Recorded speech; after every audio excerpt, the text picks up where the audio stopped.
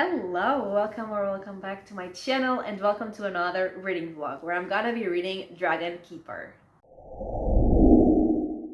So Dragon Keeper is book 1 in the Wild Chronicles, which is part of the Realm of the Elderlings series world, and it's the 10th book, I think, in that world, and it is a fantasy series, fantasy world, and I have read the 3 trilogies that came before this series. This one is also actually a quartet, not a trilogy, but I have read the 9 books that came before this one, and I really like this world, and I really like the magic, and I like the characters, but it definitely has like a slower pacing than like what I would prefer. So like the pacing is sometimes an issue for me, but in terms of like the plot and the world and all of that, I always really enjoy it. But nonetheless, I was very excited to get into this because they are like, obviously the series are all connected because it's the same world, and like I said, I really like to be in that world, so I was definitely still very excited to get into this book. And I just want to say that there are definitely spoilers of what happens in this video, and yeah, let's get into it.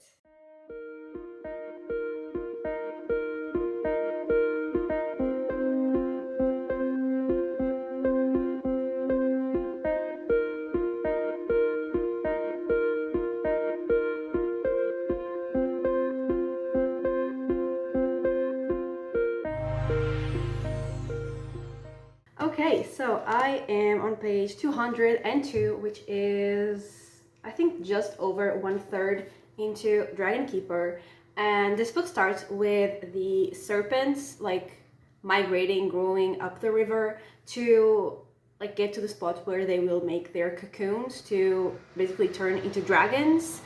And they, we see them making the cocoons. They really struggle to even like get to the place that they're supposed to go. They're very weak. They're also kind of confused, and a lot of them like die even in the process of getting there. And then from the ones that do get into the cocoons, some of them also die, like they never turn into dragons. And the ones that do like become dragons, they all have deformities, like some of them in their legs, their wings. None of them is like a perfect dragon, and none of them can even like fly. And basically, like the Tintaglia had already a deal with the humans anyway, like the actual dragon. But basically now the humans are still gonna have to like keep protecting the dragons, because they were supposed to basically like make it safe for the serpents to get there, and once they hatched as dragons, they would just go on their way. But now, since they can't fly, they can't hunt, the humans are gonna have to like feed the dragons. They're gonna have to like continue to take care of them, and like that is happening in the Rain Wilds part. And then I think in Bingtown we see Elise, and she is like, her parents really want her to get married, but also she doesn't really have, or didn't really have, like any prospects, anyone like wanting to marry her. But now there is like this guy who's been showing interest in her, but like she herself, she wants to study the dragons and the elderlings and like the whole history. She doesn't really want to just be a wife. And the guy like talks to her, and he explains that basically what he says to her is that he wants a wife that has like other interests of her own, and will just each of them will be like doing their own thing and not just be a real couple. And to her that actually sounds okay, because she does have like her own interests, and he says that like he will let her go to the place where the dragons were born, because she really wants to study them and like learn about their history. And like the dragons do remember the past history of the dragons, supposedly, so she would learn through them as well. And I was like, okay, that's actually like an okay arrangement. But then like he starts talking to his secretary, I think, and he's actually an asshole. So that sucks. And there's also a guy called Leftrin, maybe. He finds like a piece of wizard wood, which is now illegal to use, because now people know that is like not just wood, it's like from the dragons. But he uses it anyway to like better something in his life ship. And then like 4 years go by, and Elise's husband, he is in fact a piece of shit of a person, and he keeps treating like Elise worse and worse. He has not let her like go see the dragons, and she wants, you know, a divorce, and she thinks that she has evidence that he's cheating on her. And then she confronts him, and he tells like his secretary to tell her like what the evidence actually is, that he's not actually cheating. And the secretary, who was like, he used to be Elisa's friend because she was the secretary's sister's friend and then also his friend, and he does tell her that like her husband is not cheating on her, it was just whatever. But I'm pretty sure he's lying because the way that he seemed forced to say it, you know. But yeah, she does not manage to get a divorce from that guy. And in terms of like the dragons, there are only 15 dragons left alive, and they kind of like hate humans. They kind of despise humans. They're like, you know, our ancestors, they used to just live with the elderlings. They would just have to deal with the elderlings, but now we have to deal with these mere humans. Keeping in mind that if it wasn't for the humans, like feeding them, they would be dead. So that sounds pretty ungrateful to me. But anyway, the dragons, there are only 15 left. They're really struggling, and they want to go to this, like I said, they have like the memories of the past dragons, like previous dragons, but these, not only are they, not only are they like, they have physical deformities, the memories are also like not really complete, but they have like this memory of some long lost city where the elderlings used to live, and they want to go there. They want to leave the place that they're in, and they want to go to that long lost city that they sort of remember. And they need the humans' help to take them there because, you know, they can't do it on their own. And they have this plan of basically like letting the humans know, or like lying to the humans, that there is like this huge treasure in that city, so they will have like a reason to take the dragons there. And also they mentioned that Tintaglia hasn't really like been visiting them anymore. She doesn't really care about them, not now that she has found her mate, which I love that like when things connect between the series, because that happened in the previous series. So like I love when that happens. And yeah, because like before she was like guiding them to that place because there were no other, supposedly, like there were no other living dragons, so she could never have her own babies, and so she had to guide these serpents so there could be other dragons, and you know, they wouldn't just be extinct after she died.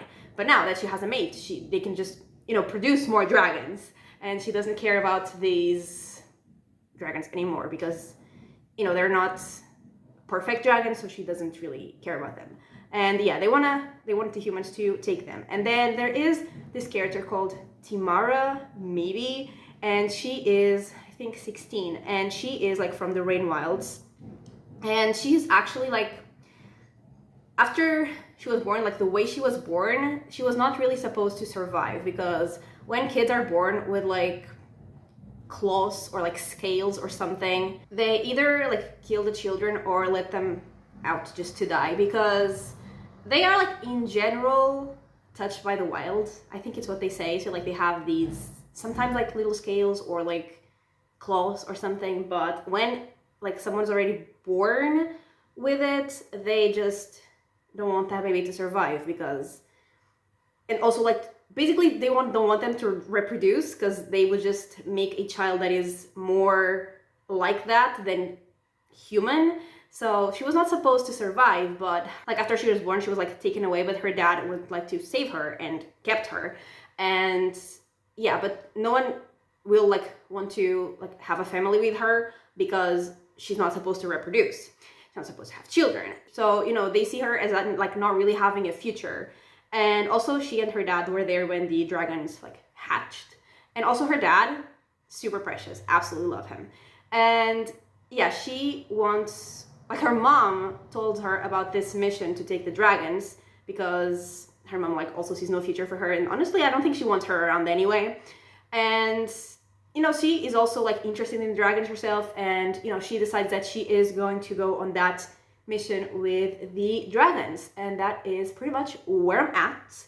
And I'm really liking it. Like, it's definitely moving quite slowly, like all of the books in this world do. They're all very slow, but it's actually like really working for me. And I feel like I'm realizing that I like these series, like about the dragons and the ships and whatever, more than the ones that follow Fitz, because the last series was following Fitz, and I liked it, but I didn't love it. But this one I am really liking, and I also really, really like the characters, especially like Elise and Tamara. I really, really love them. And we've already seen like one or two characters from the Life Sheep Traders, I think that was called trilogy, and I'm definitely excited to see more of those characters. I'm definitely very excited to see this mission with the dragons, and very excited to, like I said, see more characters that we have met, and also very excited mostly to follow Elise and Tamara because I really like them both, and I want them to get out of the situations that they're in. And yeah, I'm really liking it. Like I said, moving slowly, which usually is not my preferred pacing, but it's actually really working for me because I love both the characters, and you know, the plot and like what I already knew definitely helps, like the fact that I was already, you know, established in this world. So yeah, I'm really liking it, and I am going to read another third, and I will be back.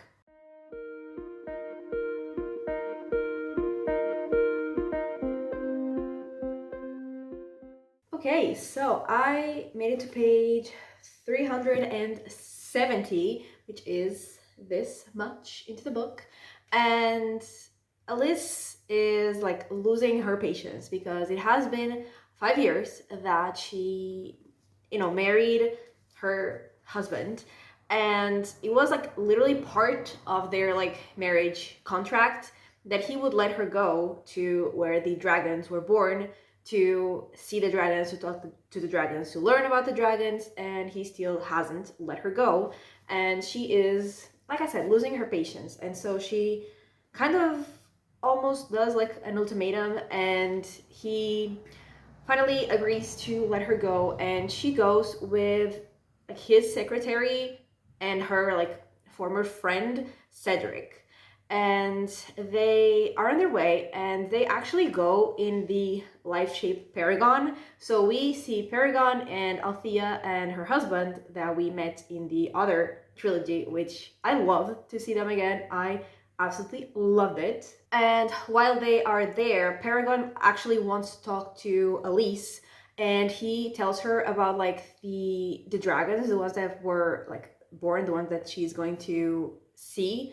He tells her like that they are all like very weak and have like the deformities that I said before, and that they are, he says that like she will learn nothing from them because they are as much dragon as he is, and that, you know, she's kind of like wasting her time even going to talk to them because they're not real dragons. But she at first is like very affected by those news, but then she decides that she's going to go anyway. Like, it's her dream basically to go on that trip to see the dragons, and she will go anyway. And also while she is there at the ship, Althea talks to her about her nephew and her niece, so Malta and Selden, and also Malta's husband, that like they have become elderlings, and she thinks that it's the proximity and like the contact with the dragons, specifically Tintaglia in the beginning, that caused like those changes in them to make them turn into elderlings. With Timara, we see her and her like bestie and some other people, mostly like kids, like their age, like teenagers, getting the contracts to go with the dragons. And then after Paragon gets to like the port where they were going, Elise and Cedric, they go on another ship, and they actually go on Leftrin's ship. And like Leftrin, as soon as he sees Elise, he's like falling in love with her, and he tells her that the dragons are gonna be moved actually. So once again, she gets like very kind of like sad news that she won't be able to do like the thing that she is there for. But he tells her that they, like, his ship is the one that would better fit like the trip, or like the only one that could go on that trip to take the dragons, because it's the one that could go into like the most shallow waters of the river, which is like where they have to go. So he is going to a meeting with the council, and she says that she wants to go with him, and he takes her.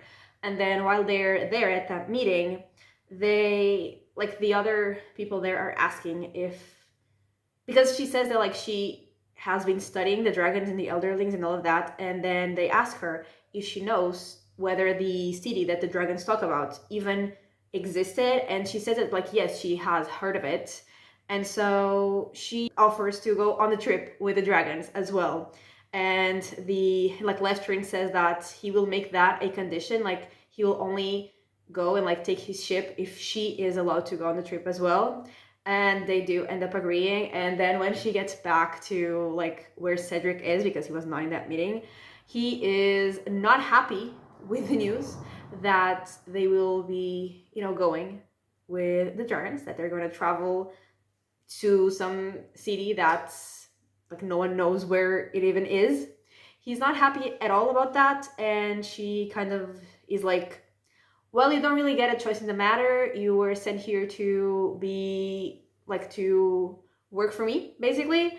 So you are gonna do whatever I want to do. And iconic of her. And we also see Timara choosing the dragon that she wants to take care of during this trip. And it's actually, honestly, like she is a bitch. That dragon, she is not friendly at all. She is very like mean, honestly. And she was actually like she came from the serpent that we followed in the beginning of the book. And in the last thing that I read, literally the last thing was that like Elise was talking about like a dragon that she was seeing, and it's like that dragon. And then the dragon turned to her and was like, were you speaking of me being town woman? Because some people can understand the dragons and others cannot, and apparently she can understand the dragons. And that, I think, is all that happened. And I am still really liking it. I am still really loving the characters, especially Elise and Timara, and now I also really like Leftrin. I'm still really liking the plot as well. Once again, it's still moving very slowly, but I'm enjoying like every second that I'm spending with these characters. Like, would I prefer it if it was faster paced? Yes. Am I still really liking it? Also yes. So yeah, I'm very excited to see how this journey goes. Whether they, I mean, I doubt they will get to the city in this book, because like I said, it's moving quite slowly.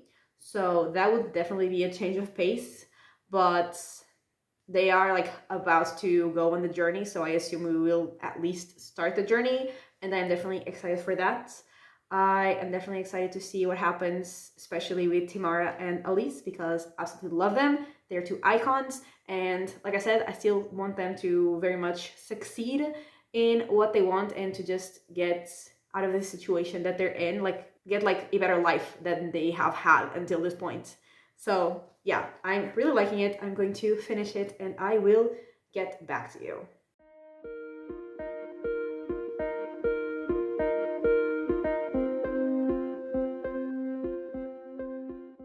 Okay, so I have finished the book, and in this last third, Elise keeps talking to Sintara, the dragon that Timara is the keeper of.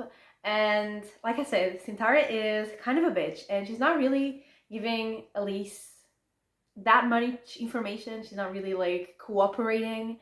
And then, I mean, she does talk, but like, I guess not as much as Elise wanted. And then she wants Cedric to like write down the information that she's getting, but Cedric doesn't understand the dragons. So he asks Timara, like he approaches her to ask her to translate for him while Elise is talking to Sintara so he can write it down. And then there are two dragons that weren't claimed by any of the keepers because they're like sicker and smaller, and so like no one chose them. But Timara and her friend Tats, they say that they will like help those dragons. And like Cedric approached Timara to like help with the one that is sick and like has an infection on its tail. And I was like, why is he being helpful? That is very suspicious.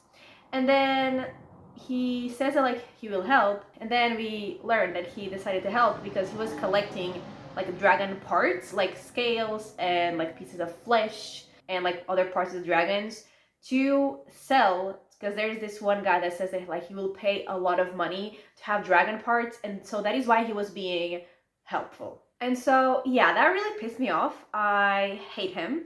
And then the dragons, like, they all storm off because they keep thinking about that city that they want to go to, and then suddenly they like storm off, and so like everyone follows them, and they finally get on their way up the river to follow them.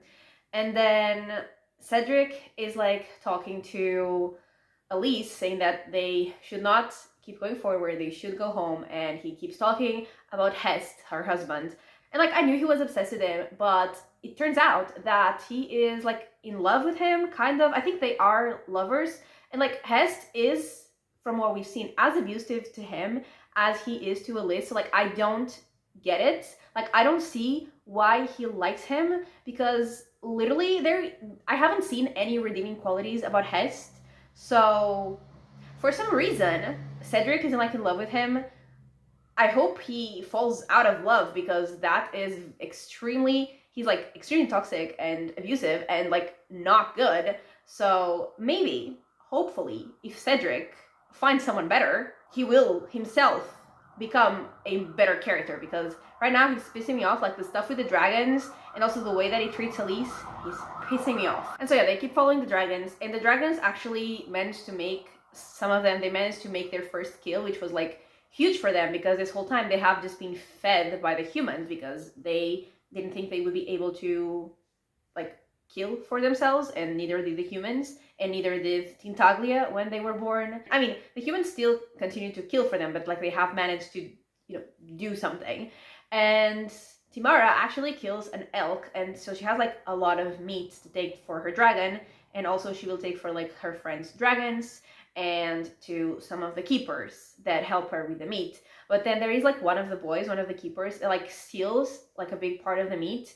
And all of the other, they say that like he seems very dangerous and like not trustworthy at all.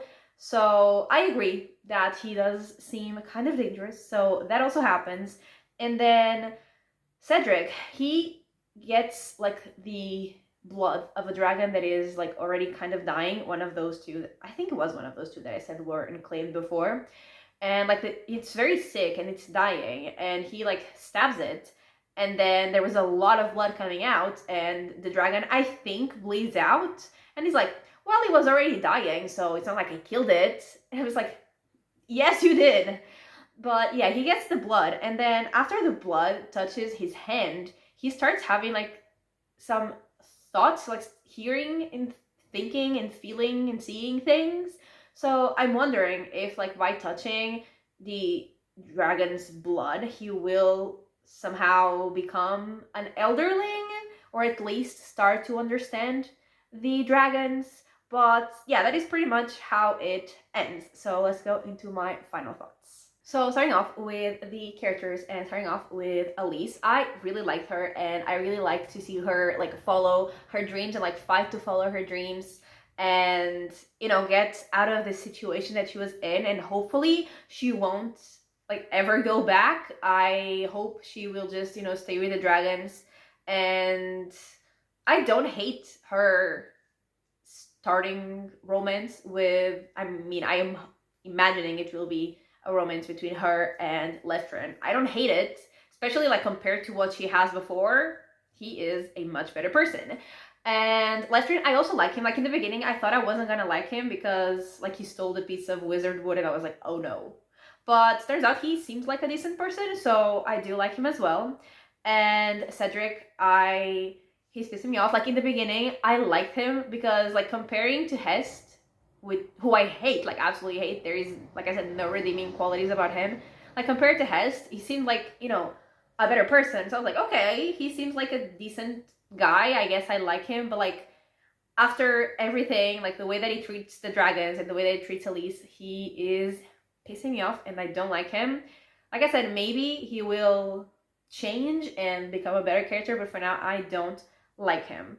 And honestly, like when he was like stabbing the dragon, like taking his blood, I just like I wanted him to be eaten by a dragon. But I think I'm standing by my theory that he will become an elderling or something. So I don't think he will be eaten by a dragon, but like in that moment, that was all that I wanted. And then Timara, I also really like her, and I also like to see her like try to make a life for herself, since she was like where she was like living, you know, with her people. She would never really have like much of a future because she literally wasn't allowed to. So yeah, I really like to follow her. And I also really like Tats, her best friend, and some of the other keepers. Some of them I do not like, but some of them I obviously do like. And then the dragons, like in general, I really like to follow them. It's very fun. But Sintara specifically, she is, like I said, a bitch, and I don't really like her. But, you know, in general, following dragons is always super fun to me. And then in terms of the plot, I was definitely like invested in what was happening. Although, like, not that much was happening. It was definitely very slow, but I really like the characters, and I really like this world and the magic like already from the other books as well, so I didn't really mind the slow pacing like that much, and I was very invested. Even though it was very slow, I was never bored. Like I was always invested while I was reading this book, so I was having a really good time. But I feel like the ending, it almost didn't feel like an ending. It almost felt like we were like in the middle of the book, you know, nothing, because I think crazy happened. There was really like no like big cliffhanger, nothing crazy like I said, and there was really like no climax in this book of like the action. It was always very like the same tone. So like it's not that I dislike the ending. I liked what happened. It just didn't feel like as impactful as an ending usually feels. So I was unsure what to rate this book, and I am still kind of unsure. And this is like the second week in a row where I'm unsure of what to rate a book. But like I was thinking 4 stars the whole time, but then like I was expecting, you know, a big ending like usually books have. Then I had to ask myself, does the fact that the ending was not like, crazy, does it bother me enough for it to not be 4 stars? And I don't think it does, because I did have a good time. I was very invested, and although it didn't like wow me, I also didn't dislike it. So yeah, I'm still not sure. Like I will obviously give my ratings like when I do my wrap up. Like if I change my mind, I will, you know, update my ratings. But I think for now I'm going to give it 4 stars, and I am very excited to read the next books to see where the story goes. So yeah, that is everything for this video. So thank you so much for watching. I really hope that you have enjoyed it, and if you did, give it a like and subscribe, and I will talk to you next time. Bye!